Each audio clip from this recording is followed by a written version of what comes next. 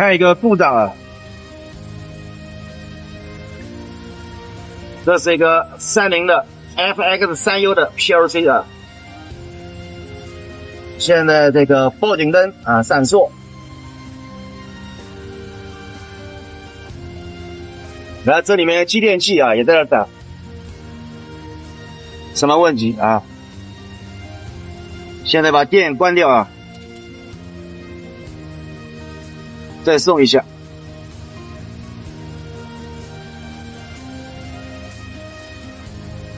开机啊，开机。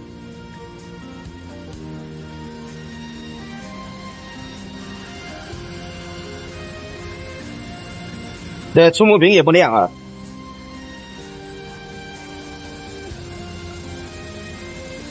接近开关也在这闪。现在来测量一下这个开关电源啊，是不是短路了？量一下啊，24伏。电压正常啊，24伏。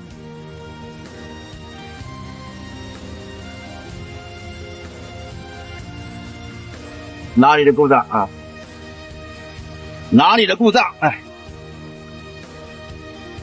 这个故障啊。刚才大致一看，其实心里面已经有数了，应该是24伏，电压不正常啊。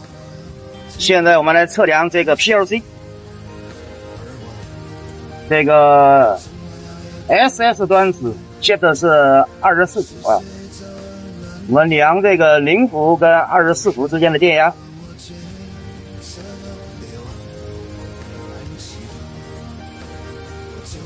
有点晃啊，很小，很小啊，是不是接近开关哪儿短路啊？啊，估计大致应该是的啊。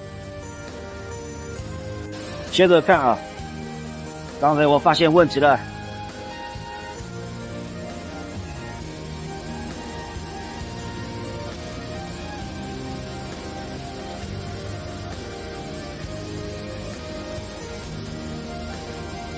这个开关打火啊，这个接近开关把它开了啊，接这个坏了，送电，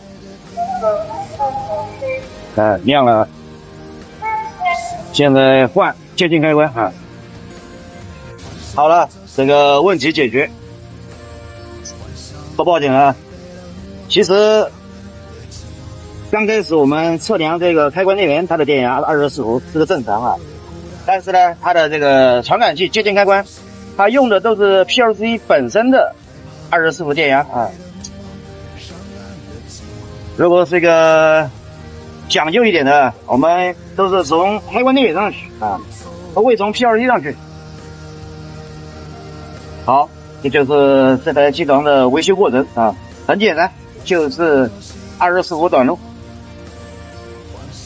其实啊，我跟你讲啊，这个正规的做法啊，我们所有的这个出来的都要经过个断路器，一批断路器 ，C1 安培的啊，没有啊，现在都没有。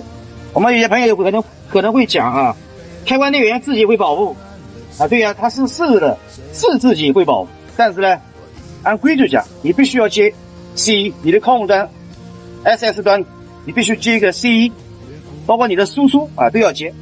我们这些 PLC 说明书上都有的，只不过有很多这些做飞镖的都把它取消掉的。也就是说，你一旦短路，我靠你 PLC 本身保护，或者我靠开关电源内部保护啊，这个做法其实是不对的啊，不太好啊。多一个 C1 也就几块钱，是不是？你装一个 C1 1安培的啊，这个呢 C6 啊，太大了。好，这就是今天的维修过程。